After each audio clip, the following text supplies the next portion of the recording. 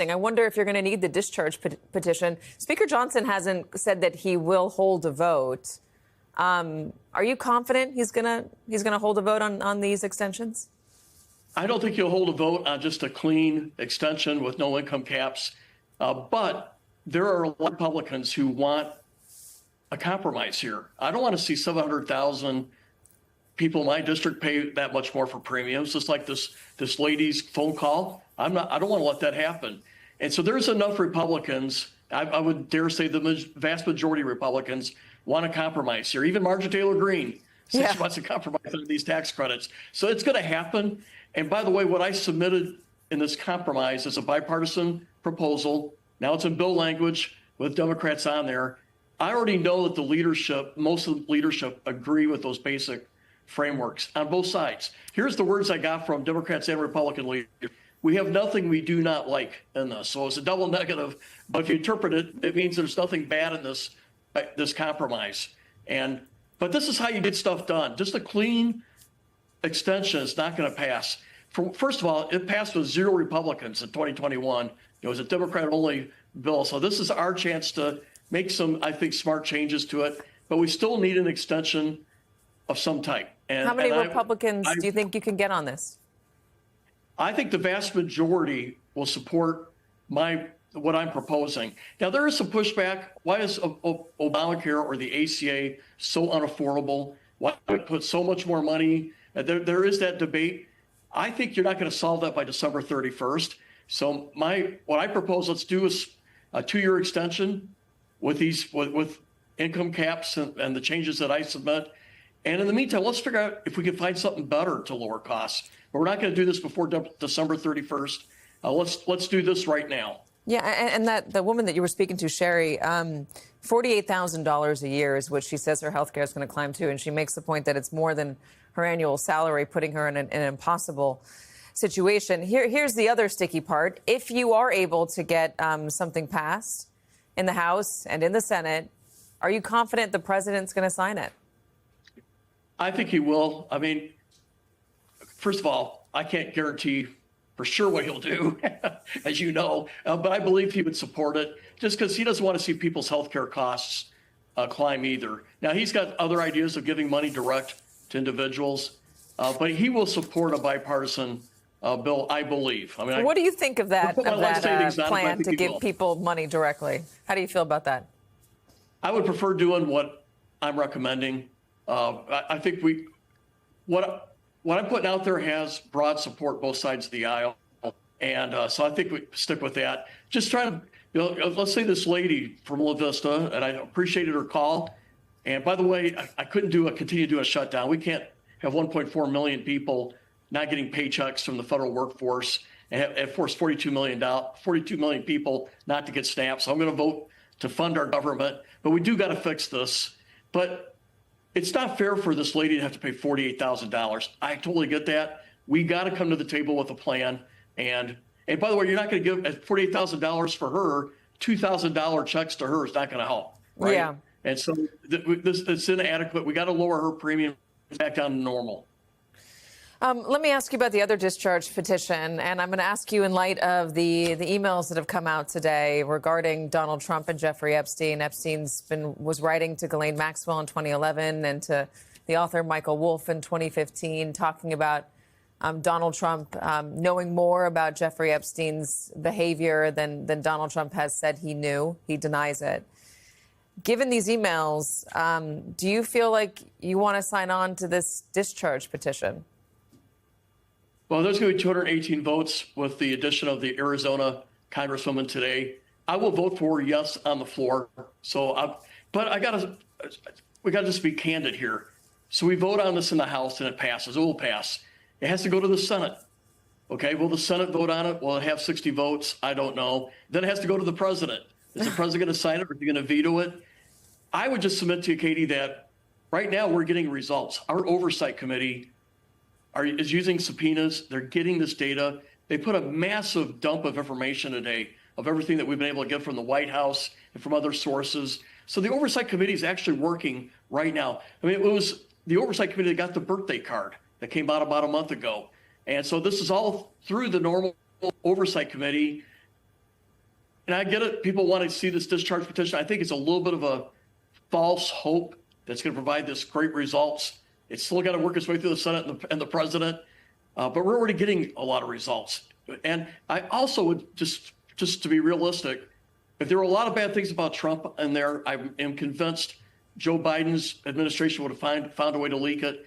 If there were things about Democrats in there, high-level Democrats, I think that stuff would have already been leaked by the current administration. So I'm a little bit skeptical what we'll find, but we'll see. I do want transparency in the end. Yeah, I mean, there are a lot of folks out there, a lot of folks, and there are people who voted for Donald Trump who want to see everything, who just aren't. If there is nothing there and there is nothing bad, as you know, people have claimed, they just want to see it all. I wonder, though, given the emails that you saw today, and the birthday book and the images of Donald Trump with Epstein, do you have any discomfort about his relationship with him or what he may have known? Well, I think he even himself admits that he had a relationship with Epstein and then realized he was a bad character and then evicted him out of Mar-a-Lago. What else there is, I'm not sure. I am for transparency. I do think this was a PR disaster for the White House. When you tell everybody you're going to release everything, that you have the names of all the clients, and then you come back and say, oh, there was none. This was a self-inflicted wound by the White House and how they handled this. And I think they've dug themselves a hole. But in the end, I'm for transparency. Everything should be out other than the victims' names for that. We're getting results already without the discharge petition is what I would like to really convey here.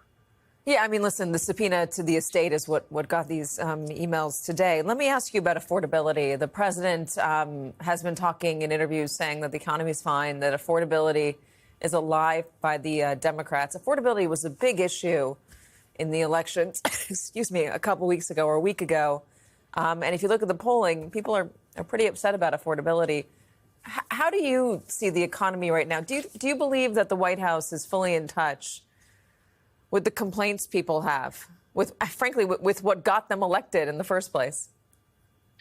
No, I think there's a little bit of a bubble with these tariffs and a sense that everything's going great. It's not.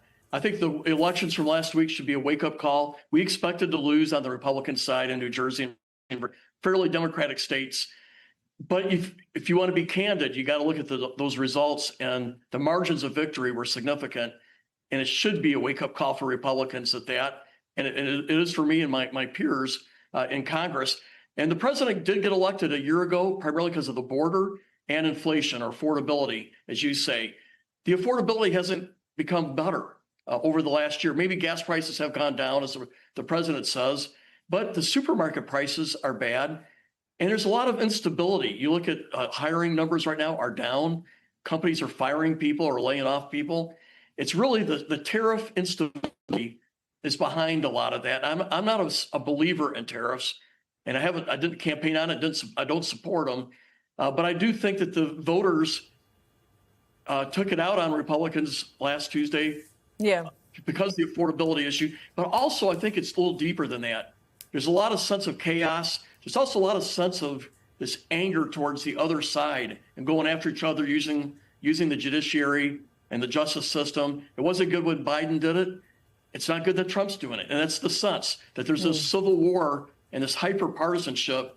And they see the current team doing it. They don't like it. I don't think it was right when the previous team did either. But people want to return to normalcy, and they don't see that right now. I think so. It's affordability and just wanting some decency and normalcy, I believe. Yeah, it explains maybe why somebody wouldn't want to stay in Congress, perhaps somebody like you. Why has Congress abdicated its authority on tariffs? Well, I have not myself. I have legislation with Chuck Grassley to restore all authority back to Congress. Why has your party decided not to pursue it? Well, I think they're trying to give President Trump a chance to. I mean, he ran on it. I didn't run on it. I opposed it. I don't think he got elected because of tariffs. I think he got elected because of the border inflation, but he did campaign on it.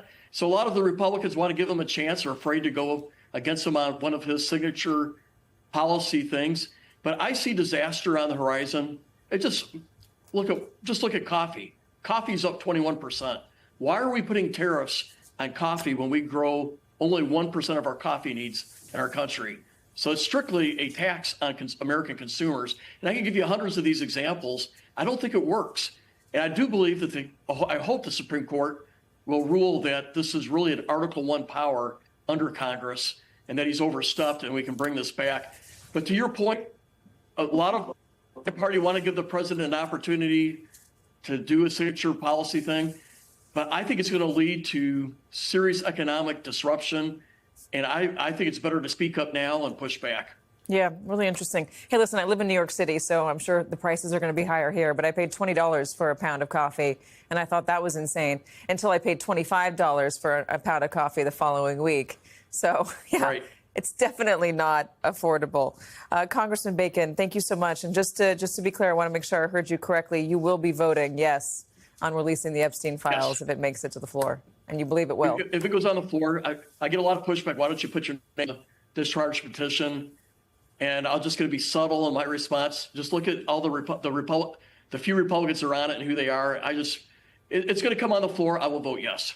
Got it. All right, Congressman Bacon, thank you very much for joining us today. We appreciate it.